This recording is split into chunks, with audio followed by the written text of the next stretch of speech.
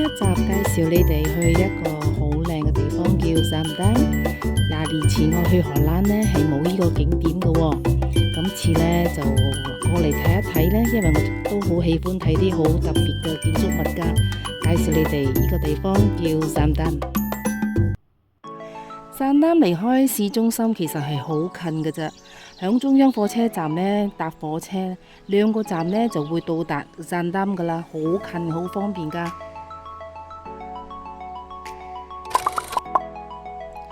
我哋係同 Volendam 坐巴士返嚟中央車站，然後再轉火車去Zaandam。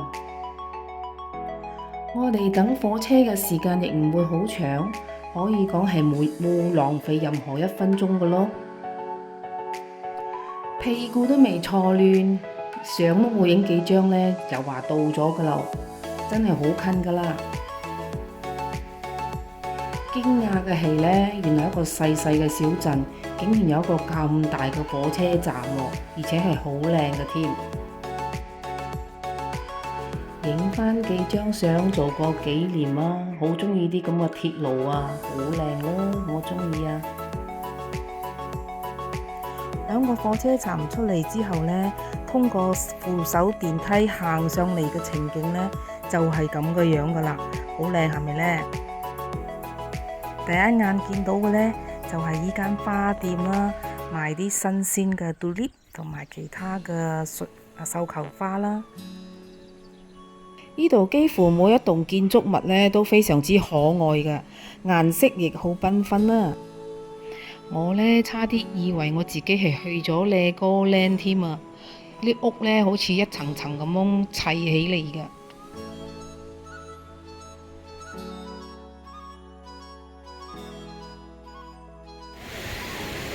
Where are we now?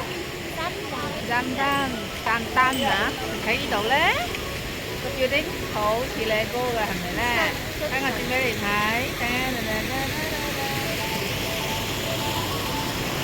而家係大概係12點半。中午嘅時間陽光好猛啊，影到啲相呢差強人意啦。3架機、2架手機、1架 digital cam 影出嚟嘅顏色都好唔同啊！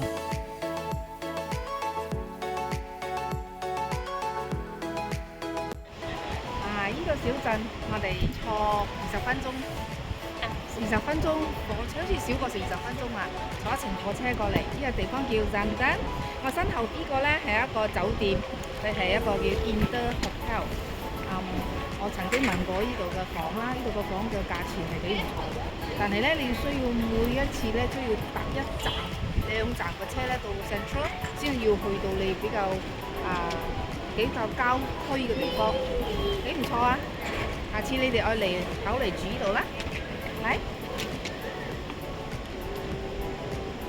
酒店嘅建築外觀巧妙地將70幾間荷蘭傳統木屋堆砌融合起嚟，形成咗一座極具視覺衝擊嘅地標性建築咯，成為全球建築迷同埋觀光客嘅打卡熱點。我哋都係慕名而嚟嘅。呢種風格反映出荷蘭城市設計中常見嘅特質，尊重歷史、創意自由同埋建築嘅趣味性。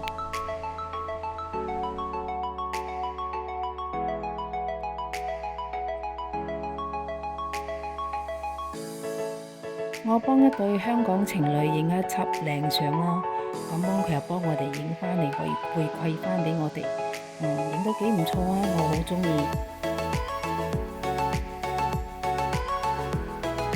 同個女去旅行呢，開心就係咁樣咯。我又鍾意影喎，佢又鍾意俾人影喎，又好落力咁樣幫我擺 pose 啦，一路咁樣換佢嘅姿勢俾我影啦。既然影咗咁多，就唔好嘥啦。呢輯相外婆睇咗會好開心咯。婆婆係咪啊？婆婆睇到一定好鍾意啊！輪到媽咪出場啦！一 pose 擺到尾，輸晒俾女女啦！